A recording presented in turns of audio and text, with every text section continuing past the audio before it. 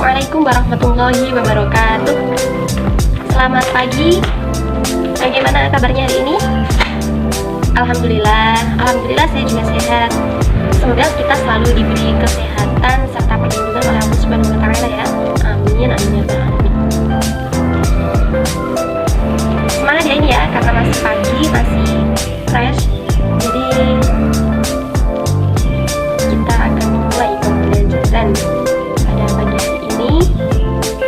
Dan sebelum pembelajaran dimulai, alangkah baiknya kita berdoa terlebih dahulu. Semoga kita diberi pemahaman yang baik, semoga kita dapat memahami pelajaran yang baik, kita dapat mengerti pelajaran dengan baik, dan juga semoga ilmu kita yang kita dapatkan dapat bermanfaat, berkah di dunia wal akhirah.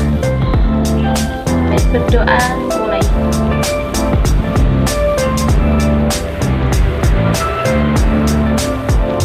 Selesai. Baik, pada pagi hari ini sebelum mulai pembelajaran saya akan mengecek kehadiran kalian dulu ya. Ada yang tidak masuk hari ini? Siapa yang tidak masuk? Oh, masuk semua. Alhamdulillah semuanya masuk semua ya. Tidak ada yang halangan. Semoga sehat terus ya semuanya. Baik, langsung saja ke pembelajaran pada pagi hari ini, yaitu mengenai apa yang kita bahas pada pagi hari ini? Ya, ulama. Benar, kita akan membahas mengenai para ulama Daulah Abbasiyah yang mendunia. Nah, minggu kemarin kita mempelajari tentang ilmuwan Islam pada masa Daulah Abbasiyah. Nah, ada yang masih ingat? Ada beberapa ilmuwan ya. Ilmuwan di bidang kedokteran ada berapa? Iya, yang disebutkan ada 3. Ada At-Tabari, Ar-Razi, dan juga Ibnu Sina. Kemudian ada ilmuwan bidang filsafat, ya benar sekali. Ada berapa? Ya, ada berapa? Ada 3, benar sekali. Ada siapa saja?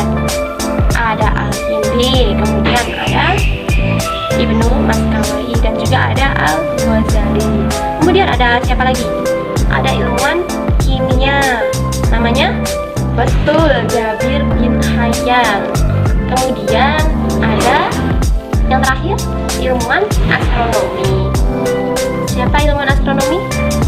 Ada Al-Khwarizmi, benar sekali. Nah, dari yang kemarin nih, ada nggak yang ingin ditanyakan? Dan kalian kemarin juga sudah mengerjakan tugas ya, tugas secara mandiri dan sudah ibu nilai. Ada yang ditanyakan nggak mengenai ilmuwan-ilmuwan yang kita bahas pada minggu yang lalu? Tidak ada? Sudah paham? Alhamdulillah ya, sudah paham. Baik, kalau begitu kita akan masuk pada materi yang berikutnya, yaitu para ulama Daulah Abbasiyah yang mendunia. Nah, kenapa kita mulai dari materi para ulama Daulah Abbasiyah yang mendunia? Ada yang tahu alasannya? Betul, supaya kita tahu kejayaan intelektual ya pada masa Daulah Abbasiyah, supaya kita bisa menghargai karya para ulama ya, perjuangan para ulama. Nah, sehingga kita tahu ya, kita tahu perannya para ulama dan karakternya seperti apa dalam peradaban Islam di masa Daulah Abbasiyah. Selanjutnya kita langsung masuk ke materi para ulama Daulah Abbasiyah yang mendunia.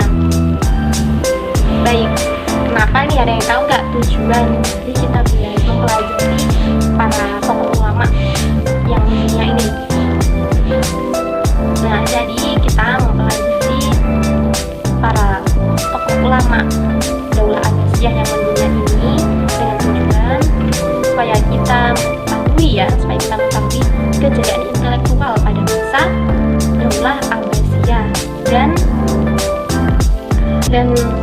supaya kita mengetahui, supaya kita dapat bisa menganalisis peran para ulama pada masa Daulah Abbasiyah dalam kemajuan peradaban Islam, sehingga kita mampu menghargai karya-karya para ulama di masa Daulah Abbasiyah. Kita mampu menghargainya, mengenal tokoh-tokoh ulama dan karakternya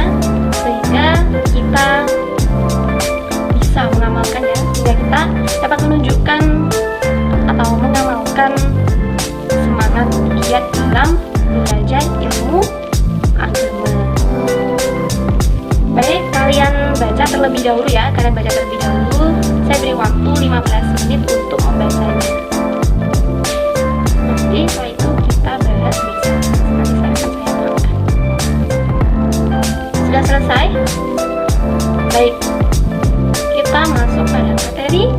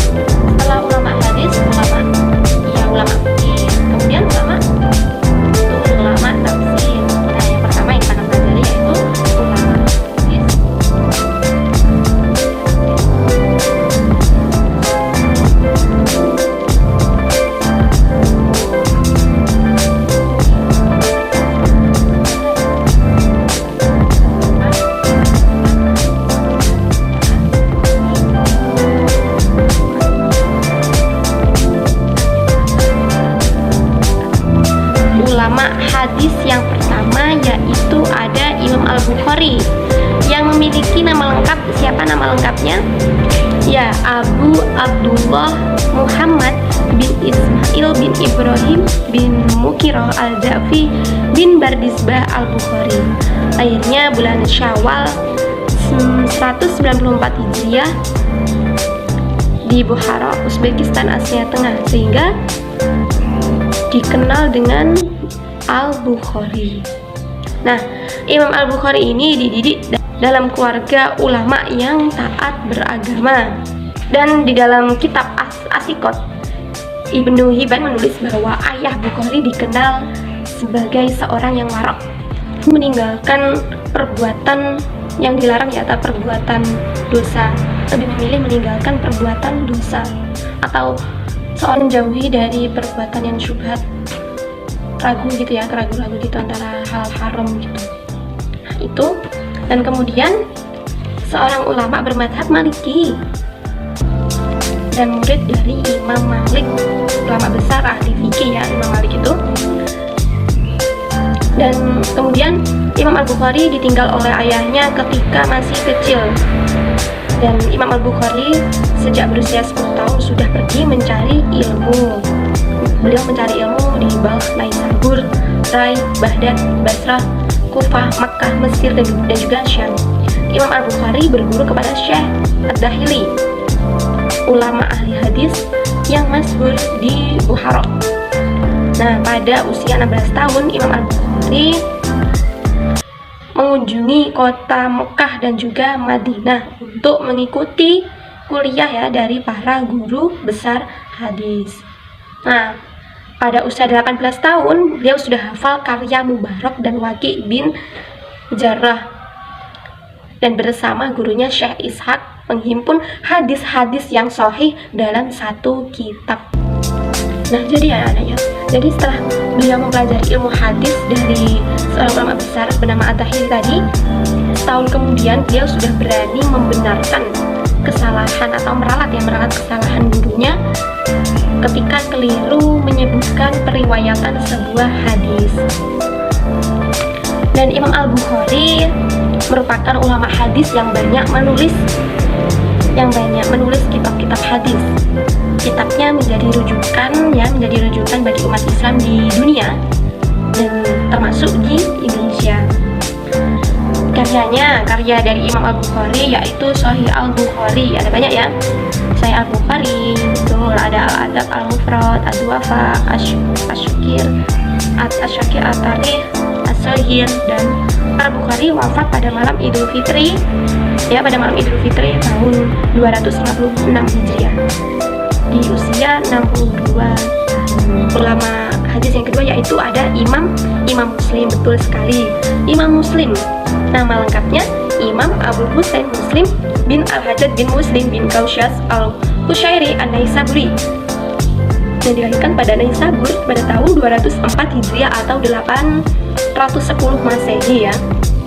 Nah, pada Imam Muslim sangat menyukai ilmu hadis ya, jadi dan kecerdasan dan ketajaman hafalannya sudah ditujukan sejak kecil. Nah, pada usia 10 tahun Imam Muslim sering datang berguru kepada Imam Ad-Dahili, seorang ahli hadis di kotanya. Dan setahun kemudian Imam Muslim mulai menghafal hadis dan berani mengoreksi kekeliruan gurunya ketika salah dalam riwayatan, sama seperti Imam Al-Bukhari tadi ya.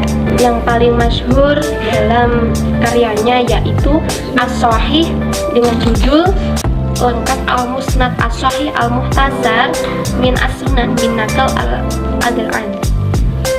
Kitab Sahih Muslim, maaf. Dan para ulama sepakat bahwa kitab Sahih Muslim menjadi rujukan yang kedua setelah Sahih Bukhari.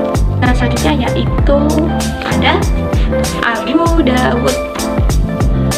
Imam Abu Dawud dengan bernama lengkap Sulaiman bin Ash'as bin Ishaq bin Bashir bin Shiddad bin Amr al-Azdi As-Sijistani, dilahirkan pada tahun 202 Hijriah atau 817 Masehi di Sijistan. Nah, sejak kecil Abu Dawud sudah mencintai ilmu dan juga para ulama. Ini diperoleh disaring dan hasil penyaringannya dibukukan dalam kitab As-Sunan. Kemudian yang banyak dikenal dari kalangan umat muslim di Indonesia itu kitab As-Sunan Abu Dawud. Ya, itu sekilas biografi tokoh ulama pada masa Daulah Abbasiyah. Dan kemudian ada lagi, siapa lagi? Betul, ada Imam At-Tirmidzi yang mengarang kitab ya, di antara kitab Al-Ilal, kitab Asma As-Sahabah, kitab Al-Asma Al-Kuna, dan yang terkenal adalah kitab As-Sunan. Nah, dalam kitab tersebut ada 4 bagian ya. Pertama, bagian yang dipastikan kesahihannya, yang kedua bagian mencapai syarat Abu Dawud dan An-Nasai, ketiga bagian yang jelas ilatnya, dan yang keempat adalah hal yang terangkan dalam katanya sendiri. Ini menurutnya bisa dicapai oleh setiap orang, baik ahli fikih, ahli hadis atau ahli lainnya. Dan setelah menjalani perjalanan panjang untuk belajar, mencatat dan juga berdiskusi, bertukar pikiran dan mengarang pada akhir hidupnya, dia menderita penyakit buta beberapa tahun lamanya. Dalam keadaan seperti inilah Imam At-Tirmidzi kemudian wafat. Selanjutnya ada siapa lagi nih? Ada Imam An-Nasai yang bernama lengkap Abu Abdurrahman bin Syu'aib bin Ali ibnu Abi Bakar ibnu Sinan An-Nasai, lahirnya 215 Hijriah, betul sekali. Nah, di antara para gurunya adalah Qutaibah bin Sa'ad, Ishaq bin Ibrahim, Ishaq bin Rahawai, Al-Haris bin Miskin, Ali bin Kashram, Imam Abu Dawud, dan Imam Abu Isa At-Tirmidzi. Ulama hadis berikutnya ada siapa? Ada Ibnu Majah ya. Ibnu Majah bernama lengkap Abu Abdullah Muhammad bin Yazid bin Majah Ar-Rabi'i Al-Qazwini, atau lebih akrabnya dipanggil dengan sebutan Ibnu Majah. Di bidang ilmu hadis pada usia 15 tahun kepada seorang guru ternama Ali bin Muhammad At-Tanafasi. Nah, bakat minatnya di bidang ilmu hadis semakin besar ya setelah belajar. Hal inilah yang membuat Ibnu Majah berkelana di berbagai tempat di beberapa daerah dan negara guna mencari, mengumpulkan, dan juga menulis hadis. Nah, melalui pertemuan dengan berbagai ulama hadis, Ibnu Majah dapat menghimpun serta menulis puluhan bahkan ratusan hadis dari sumber-sumber yang dapat dipercaya kesahihannya. Dan sepanjang hayatnya, Imam Ibnu Majah telah menulis puluhan buku baik dalam bidang hadis, sejarah, fikih maupun tafsir. Namun Ibnu Majah wafat pada tanggal 22 Ramadan 273 Hijriah 887 Masehi di tanah kelahirannya yaitu Irak. Nah, yang selanjutnya ada ulama fikih ya. Dr. Fuqaha pada masa Daulah Abbasiyah juga merupakan perkembangan ilmu fikih juga cukup besar ya, cukup baik, sangat cukup baik. Seiring munculnya ulama-ulama mujtahid yang berperan besar dalam menetapkan hukum-hukum Islam. Kita bahas ini adalah Imam Abu Hanifah ya, ulama teologi dialektik dan pendiri mazhab Hanafi. Nah, Nu'man bin Thabit bin Zuta atau dikenal dengan Abu Hanifah lahir di Kufah, Irak, Arab pada 80 Hijriah dan wafat di Baghdad pada tahun 150 Hijriah sebagai pendiri mazhab Hanafi. Menuntut ilmu fikih juga mendalami ilmu tafsir, hadis, bahasa Arab, dan ilmu hikmah. Meskipun beliau anak saudagar kaya, kehidupannya pun sangat sederhana ya, tidak menunjukkan yang berlebihan seperti itu, tidak. Jadi kehidupannya itu sangat sederhana. Abu Hanifah seorang yang takwa dan juga soleh. Seluruh waktunya lebih diisi dengan amal ibadah. Dan jika berdoa pun air matanya bercucuran mengharapkan keridhaan Allah Subhanahu wa Ta'ala. Nah, Imam Abu Hanifah merupakan sebagai tokoh yang pertama kali menyusun kitab fikih berdasarkan kelompok-kelompok mulai dari bab toharoh, sholat, dan juga seterusnya. Nah, yang perlu kalian ketahui, dasar yang digunakan oleh Imam Hanafi yaitu dalam menetapkan hukum adalah Al-Quran, Sunnah Rasul ya, Sunnah Rasulullah, fatwa dari sahabat, qiyas, ihtisan, ijma, dan uruf. Dan dasar tersebut dikenal dengan mazhab Hanafi. Yang kedua ada Imam Malik ya anak-anak, Imam Malik. Nama lengkapnya Malik bin Anas bin Malik bin Abi Amir bin Amr bin Al-Haris bin Ghaiman bin Dusail bin Amr bin Al-Haris di Asbah, dilahirkan di Madinah Al-Munawwarah pada 93 Hijriah. Nah, Imam Malik menyusun mazhab atas 4 dasar, yaitu kitab suci, Al-Quran, Sunnah Rasul atau hadis, ijma, dan juga qiyas. Pada masanya Imam Malik paling berpengaruh di seluruh Hijaz, dikenal dengan sebutan Sayyid Fuqaha al-Hijaz atau pemimpin ahli fikih di seluruh daerah Hijaz. Nah, pengikut mazhab Imam Malik terbanyak terdapat di Tunisia, Tripoli, Maghribi, dan Mesir. Imam Malik menderita sakit selama 22 hari, kemudian wafat setelah 10 hari sakit. Yang ketiga ada Imam Syafi'i, pendiri mazhab Syafi'i. Betul. Imam Syafi'i merupakan perawi hadis, ulama sekaligus perawi hadis yang sangat disegani. Imam Syafi'i pada usia 9 tahun ya, pada usia 9 tahun beliau sudah menghafal Al-Quran dan dihafalnya pun dengan lancar ya. Imam Syafi'i seorang mujtahid mutlak, ulama fikih, ulama hadis, dan usul. Dan beliau mampu memadukan fikih ahli Irak dan fikih al-Hijaz. Dan dasar madhabnya yaitu Al-Quran, hadis, ijma, dan juga qiyas. Mazhab Syafi'i yang terbanyak adalah Mesir, Kurdistan, Yaman, Aden, Hadramaut, Mekah, Pakistan, dan negara kita yaitu Indonesia. Ulama fikih yang terakhir yaitu ada Imam Ahmad bin Hambal dengan nama lengkap Ahmad bin Muhammad bin Hambal bin Hilal bin Asad al-Marwazi al-Baghdadi, lahir pada bulan Rabiul Awal tahun 164 Hijriah. Nah, beliau dikenal sebagai orang yang paling indah tulisannya ya anak-anak. Imam Ahmad bin Hambal mempunyai hafalan yang kuat, hafal lebih dari 1 juta hadis berhukum dengan dasar nas Al-Quran, hadis sahih, fatwa para sahabat, hadis mursal atau bersambung, dan qiyas. Nah, di dalam qiyas, Imam Hambali menggunakan hanya dalam keadaan terpaksa, yaitu apabila semua dasar hukum dan unsur yang terdapat pada tingkatan di atasnya sudah tidak ada lagi. Yang terakhir ada ulama tafsir atau mufassir pada masa Daulah Abbasiyah. Nah, yang pertama ada siapa? Ada Imam Ibnu Jarir At-Tabari. Nah, pada usia 8 tahun beliau sudah memperoleh kepercayaan menjadi imam untuk melakukan ibadah sholat. Beliau ke Baghdad ingin berguru dengan Ahmad bin Hambal, namun sesampai di sana ternyata telah wafat. Nah, karya beliau yang terkenal adalah Tarikh Ar-Rasul wa Al-Muluk, sejarah para rasul dan juga raja, atau lebih dikenal sebagai Tarikh At-Tabari. Nah, kemudian yang terakhir yaitu ada Imam Ibnu Katsir dengan nama lengkap Imaduddin Ismail bin Umar. Imam Ibnu Katsir yang bernama lengkap Imaduddin Ismail bin Umar bin Katsir Al-Qurashi Al-Bushrawi. Karya yang terkenal yaitu Tafsir Al-Quran. Kitab tafsir dengan riwayat telah diterbitkan berulang kali dan telah diringkas oleh banyak ulama. Menurut Hafiz Ibnu Al-Hajar Al-Asqalani, Ibnu Katsir hilang penglihatan di akhir hayatnya dan wafat di Damaskus, Syam pada tahun 774 Hijriah atau 1373 Masehi. Nah, sekian materi yang Ibu sampaikan. Ada yang belum paham? Oke, baik. Pada kegiatan kali ini kita akan buat diskusi ya. Kita akan buat diskusi. Saya akan membagi kalian dalam 5 kelompok. Satu kelompok beranggotakan 6 orang ya, beranggotakan 6 orang. Nanti akan saya beri tugas dan nanti didiskusikan, kemudian dipresentasikan, kemudian nanti akan saya nilai. Nah, hal yang perlu ditanyakan lagi? Tidak ada? Sudah paham mengenai tugasnya? Ya, bagus. Baik, kita kasih tepuk tangan buat 5 kelompok yang maju ke depan semuanya ya, yang sudah berpresentasi, perwakilan presentasi. Tepuk tangan. Baik, semuanya sudah selesai ya, semua sudah selesai dan berjalan dengan lancar. 5 kelompok maju dengan semangat dan aktif ya, terutama tadi kelompok 3 dan juga kelompok 4 aktif, dan yang lainnya boleh lebih aktif lagi ya lain kali. Tapi kalian semua sudah bagus, sudah menjawab dengan bagus juga, dengan baik.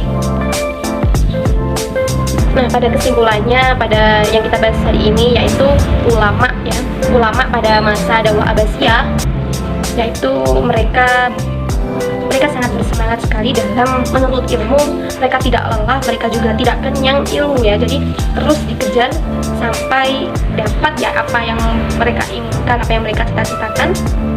Dan kalian pun juga bisa begitu, kalian juga bisa begitu.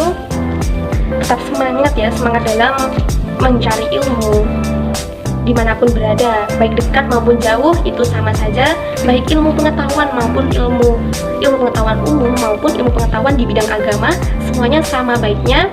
Kita harus seimbang antara kita mencari ilmu pengetahuan dan juga ilmu pengetahuan umum dan juga ilmu pengetahuan agama. Mencari ilmu itu tidak memandang siapa anak siapa, berasal dari keluarga yang bagaimana, tidak. Semua itu diwajibkan mencari ilmu. Makanya sekarang kita belajar bersungguh-sungguh dalam mencari ilmu, menuntut ilmu, mengembangkan pengetahuan kita, dan tentunya ilmu yang kita dapat insya Allah akan berguna dan bermanfaat bagi diri kita sendiri, orang lain, dan juga negara kita. Jadi jangan pernah putus asa ya anak-anak ya. Meskipun kita pernah gagal, kita masih bisa melakukannya. Gagal tidak masalah, karena gagal itu sudah biasa ya dalam proses kita mencari ilmu itu, mencari apapun itu proses ya, namanya juga proses. Jadi pasti ada kegagalan yang 1, 2, 3 itu. Yang penting kita tetap berusaha, kita tetap semangat memperjuangkan apa yang kita cita-citakan, apa yang kita impikan, dan juga kita harus tetap ingat kepada Allah Subhanahu wa Ta'ala. Kita harus tetap berdoa. Jadi jangan hanya mencari ilmu saja, tidak berdoa, tidak. Kita tetap melakukan ibadah juga. Jadi mencari ilmu didampingi dengan doa juga. Dan sebaliknya, tidak berdoa saja, tidak hanya berdoa saja, tidak hanya ibadah saja, tapi juga menuntut ilmu juga. Jadi seimbang ya. Baik, sudah selesai, waktunya juga sudah habis. Terima kasih untuk pagi hari ini. Semoga pembelajaran kita ini bermanfaat dan barokah dunia wal akhirah. Amin amin ya Allah. Baik, terima kasih atas kerjasamanya hari ini ya. Tadi diskusi sudah bagus, semuanya hebat-hebat semuanya. Semoga kita semua dapat meraih apa yang kita impikan nantinya ya. Baik, sebelum pembelajaran ditutup, kita membaca Alhamdulillahirabbil alamin. Cukup sekian, kurang lebihnya saya mohon maaf. Sampai ketemu di minggu yang akan datang. Terima kasih. Wassalamualaikum warahmatullahi wabarakatuh.